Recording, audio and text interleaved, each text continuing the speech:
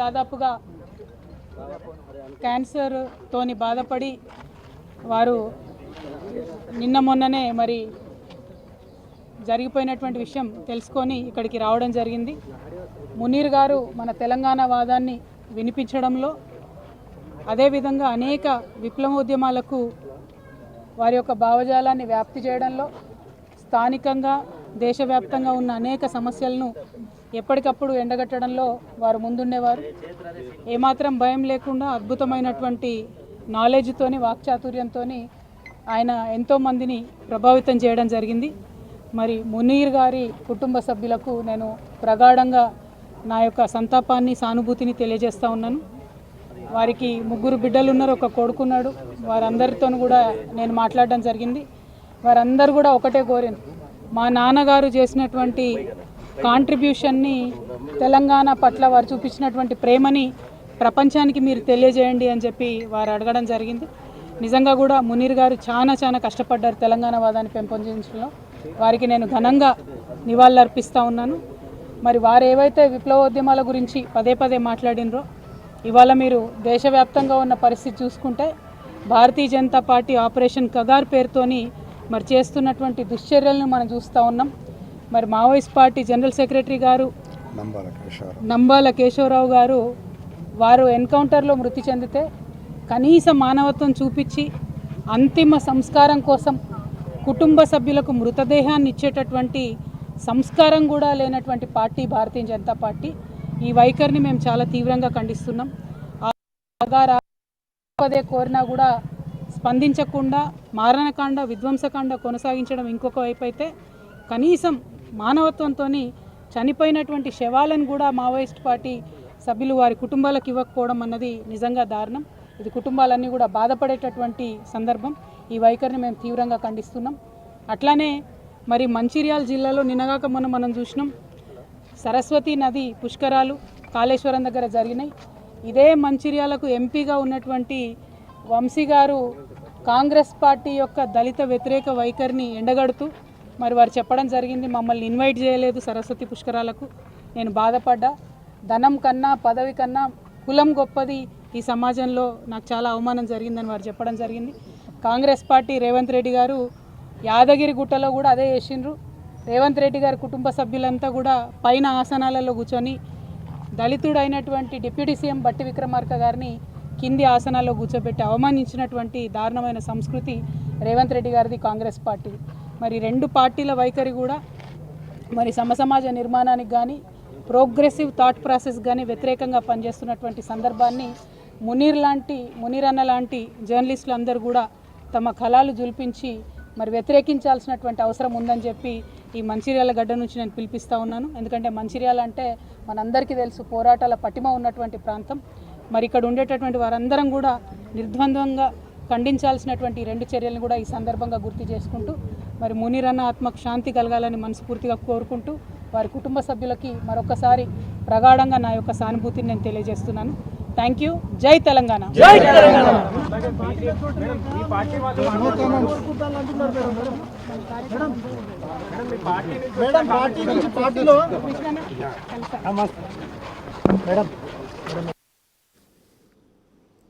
Right, Mancherial పర్యటన తర్వాత press మీట్లో మాట్లాడినటువంటి డిశ్చార్జ్ చేశారు మీడియాతో. మావోయిస్టుల విషయంలో కనీసం మానవత్వం చూపించట్లేదు అని చెప్పి బీజేపీపై విమర్శలు గుప్పించారు.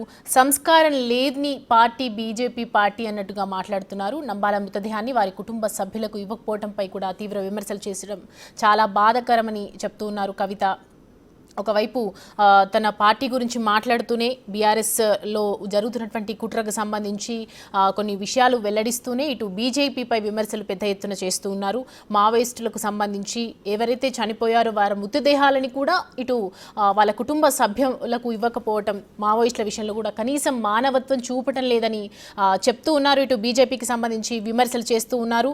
జాగృతి కార్యకర్తలకు సంబంధించి కూడా మాట్లాడటం జరిగింది. అలాగే ఇటు బీజేపీలో బీఆర్ఎస్ విలీనంపై కూడా ఎలాంటి చర్చలు జరగలేదని చెప్తూ ఉన్నారు. అలాగే చాలా బాధాకరమని చెప్పి బీజేపీ పార్టీకి సంబంధించి తీవ్ర విమర్శలు అయితే చేస్తూ ఉన్నారు.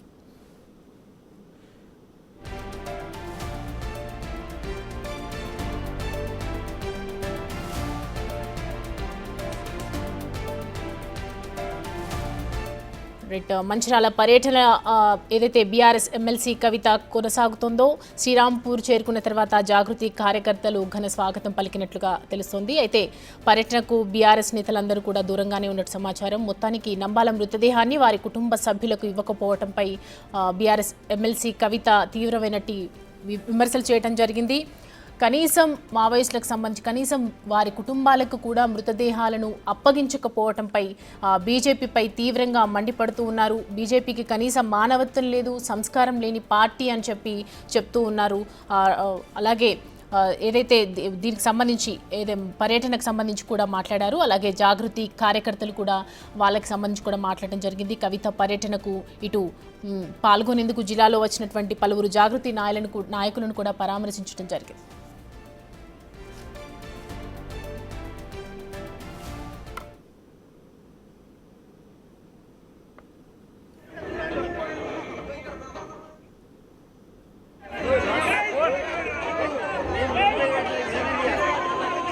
ఈ అంశానికి సంబంధించి పూర్తి డీటెయిల్స్ మా ప్రతినిధి విజయ్ అందిస్తారు. విజయ్. సౌమ్య, ఈరోజు మంచిర్యాల జిల్లా పర్యటనలో భాగంగా ఎమ్మెల్సీ కవిత సీనియర్ జర్నలిస్ట్ అయినటువంటి మునీర్ వారి కుటుంబాన్ని కూడా పరామర్శించారు. వారి కుటుంబానికి అన్ని వేళలా కూడా తెలంగాణ జాగృతి నుంచి, బీఆర్ఎస్ జాగృతి నుంచి, అలాగే నా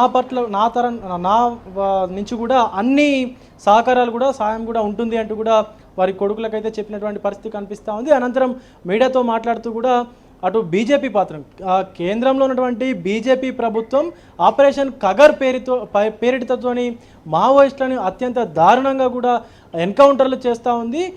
ఎన్కౌంటర్ చేసినటువంటి తర్వాత వాళ్ళ యొక్క మృతదేహాలను కనీసం వారి కుటుంబ సభ్యులకు కూడా అప్పగించట్లేదు. వారి మృతదేహాలకు దహన సంస్కారాలు పోలీసులే చేస్తూ ఉన్నారు, కేంద్ర భద్రతా బలగాలే చేస్తూ ఉన్నారు. తీరని శోకాన్ని కూడా మావోయిస్టు కుటుంబ సభ్యులకు వీళ్ళు మిగులుస్తున్నారు బీజేపీ ప్రభుత్వం అంటూ కూడా తీవ్ర విమర్శలు చేశారు. అలాగే కేంద్ర కమిటీ సభ్యుడైనటువంటి నంబాల కేశవరావు లాంటి అత్యంత పేరున్నటువంటి నంబాల కేశవరావుని కూడా ఆ ఎన్కౌంటర్ పేరిట హతమార్చారు. కనీసం ఆయన మృతదేహాన్ని కూడా వారి కుటుంబ సభ్యులకు ఇవ్వకుండా భద్రతా బలగాలే దహన సంస్కారాలు చేయడం అనేది అత్యంత దురదృష్టకరం అంటూ కూడా కవిత మాట్లాడినటువంటి పరిస్థితి కనిపిస్తూ ఉంది. అలాగే రాష్ట్ర ప్రభుత్వం కూడా ఇక్కడ ఉన్నటువంటి సరస్వతి పుష్కరాలు ఏవైతే ఉన్నాయో, సరస్వతి పుష్కరాల్లో జరిగినటువంటి అవకతవకల పైన కూడా రాష్ట్ర ప్రభుత్వం పైన కూడా తీవ్ర విమర్శలు చేసినటువంటి పరిస్థితి కనిపిస్తూ ఉంది ఎమ్మెల్సీ కవిత. సౌమ్య. అయితే విజయ్, ఏదైతే బీజేపీ పార్టీని ఒకవైపు పెద్ద ఎత్తున ప్రచారం జరుగుతున్నటువంటి నేపథ్యంలో విలీనం జరుగుతోంది, విలీనం నేనే ఆపాను అని చెప్పినట్టు నేపథ్యంలో ఇప్పుడు సంస్కారం లేదు అలా మాట్లాడడం జరిగింది కదా కవిత. సో దీనికి సంబంధించి అంటే క్లియర్ కట్గా ఇలా వర్డ్స్ బయటకి మాట్లాడడం అనేది ఎలా చూడొచ్చు? ఒక పక్క బీజేపీలో బీఆర్ఎస్ విలీనం అంటూ మాట్లాడినటువంటి సందర్భం కనిపిస్తూ ఉంది. మరొక పక్క బీజేపీని తీవ్ర స్థాయిలో వ్యతిరేకిస్తున్నటువంటి సందర్భం కూడా కనిపిస్తూ ఉంది. అంటే అటు బీఆర్ఎస్ కావాలనే బీజేపీకి సపోర్ట్ చేస్తుంది అంటూ కూడా చెప్పకనే చెప్పినటువంటి పరిస్థితి కనిపిస్తూ ఉంది. కానీ మావోయిస్టుల పేరిట ఒక పక్క పాకిస్తాన్కు సంబంధించి శాంతి చర్చలు జరిపారు, కానీ సొంత పౌరులైనటువంటి భరతమాత బిడ్డలైనటువంటి వీళ్ళని, భారత పౌరులైనటువంటి మావోయిస్టులను మాత్రం ఎందుకు ఎన్కౌంటర్ల పేరిట చంపుతూ ఉన్నారు, వారి మృతదేహాలను కూడా ఎందుకు వారి కుటుంబ సభ్యులకు ఇవ్వకుండా తీరని శోకం వాళ్లకు మిగులుస్తున్నారంటూ బీజేపీ పైన తీవ్ర విమర్శలు అయితే చేశారు కవిత. అయితే ఇటు బీజేపీ పైన విమర్శలు చేస్తూనే అటు రాష్ట్ర ప్రభుత్వం పైన, కాంగ్రెస్ ప్రభుత్వం పైన కూడా విమర్శలు చేసినటువంటి సందర్భం అయితే కనిపిస్తూ ఉంది. సో బీజేపీలో బీఆర్ఎస్ను విలీనం కాకుండా నేనే ఆపాను అంటూ కూడా చెప్పకనే చెప్పినటువంటి సందర్భం కూడా కనిపిస్తూ ఉంది. తాను జైల్లో ఉన్నప్పుడు కూడా బీఆర్ఎస్ బీజేపీలో విలీనం అవుతుంది అంటూ కూడా కొన్ని ప్రచురణలు కూడా ప్రచురితమైతే అయ్యాయి. ఆ ప్రచారాలు సాగిన తర్వాత కూడా తను బయటికి వచ్చిన తర్వాత కూడా బీఆర్ఎస్ ఖచ్చితంగా బీజేపీలో విలీనం అవుతుంది అంటూ కూడా కొన్ని వార్తలు అయితే వచ్చాయి. సో అవన్నీ కూడా కొట్టిపారేస్తూ ఖచ్చితంగా పెద్ద ఆయన ఏం చెప్తే దానికి కట్టుబడి ఉంటాం తప్ప బీజేపీలో బీఆర్ఎస్ను విలీనం చేసే ప్రసక్తి లేదంటూ కూడా కవిత మాట్లాడుతున్నటువంటి సందర్భం కనిపిస్తూ ఉంది. సౌమ్య. అయితే విజయ్, ఏదైతే ఈ పర్యటన ఉందో ఈ టూర్లో మొత్తం కూడా అసలు సొంత పార్టీ నేతలు, కార్యకర్తలు కూడా ఎవరు అసలు స్వాగతం పలకడానికి రాలేదు అన్న అనుమానాలు అయితే వస్తూ ఉన్నాయి. సో దానికి సంబంధించి డీటెయిల్స్ ఏంటి? ఎస్ సౌమ్య, అంటే కీలకమైన అంశం ఏంటంటే ఇటు బీఆర్ఎస్కు సంబంధించినటువంటి ముఖ్య నేతలు కానీ, ఇక్కడ ఉన్నటువంటి మాజీ ఎమ్మెల్యే కానీ, లేదా ఈ యొక్క నియోజకవర్గానికి సంబంధించి, అలాగే మంచిర్యాల ఉమ్మడి జిల్లాకు సంబంధించి ఆ క్యాడర్ కానీ ఎవరు కూడా పెద్ద ఎత్తున ఈ యొక్క మంచిర్యాల పర్యటనలో, కవిత మంచిర్యాల పర్యటనలో అయితే కనిపించలేదు. కేవలం ఏదైతే జాగృతి ఉందో జాగృతి నాయకులు, అలాగే ఇప్పుడు మొన్న నెలకొల్పినటువంటి సింగరేణి జాగృతి ఏదైతే ఉందో ఆ సింగరేణి జాగృతి నుంచి సింగరేణి ఎంప్లాయీస్ కానీ, సింగరేణి ఆ జాగృతికి సంబంధించినటువంటి నాయకులు తప్ప మిగతా ఏ బీఆర్ఎస్ కార్యకర్త కానీ, నాయకులు కానీ, ముఖ్యమైనటువంటి క్యాడర్ ఉన్నటువంటి నాయకులు కూడా ఈ పర్యటనలో భాగంగా అయితే కనిపించలేదు. ముఖ్యంగా గులాబీ జెండా కూడా ఎక్కడా కనిపించలేదు. కానీ పెద్ద ఎత్తున కేసీఆర్ జై అంటూ, కేసీఆర్ జిందాబాద్, బీఆర్ఎస్ జిందాబాద్, కవిత జిందాబాద్ అంటూ కూడా నినాదాలు అయితే చేశారు. కానీ ఎక్కడ కూడా ఆ గులాబీ జెండా కారు గుర్తు కూడా ఈ పర్యటనలో కనిపించలేదు సౌమ్య. సో మొత్తానికి తను సొంతంగానే ఈ పర్యటన చేసినట్టుగా కూడా తెలుస్తూ ఉంది. అయితే కేవలం ఇది జాగృతి ఆధ్వర్యంలోనూ మరియు ఈ యొక్క సింగరేణి జాగృతికి సంబంధించిన పర్యటనగానే చెప్తా ఉన్నారు తప్ప బీఆర్ఎస్ పార్టీకి ఈ పర్యటనకు సంబంధం లేదు అన్నటువంటి ఆ అంశం కూడా బయటికైతే వెలువడుతూ ఉంది, వార్త కూడా వస్తూ ఉంది. కానీ కవిత మాత్రం ఖచ్చితంగా కేసీఆర్ నాయకత్వంలోనే పనిచేస్తున్నాను తప్ప నేను బయటకి చూడట్లేదు, సొంత ఎజెండా ఏమీ లేదు, సొంత కుంపటి పెట్టే అవకాశం కూడా లేదు అంటూ మాట్లాడుతున్నటువంటి పరిస్థితి అయితే కనిపిస్తూ ఉంది సౌమ్య.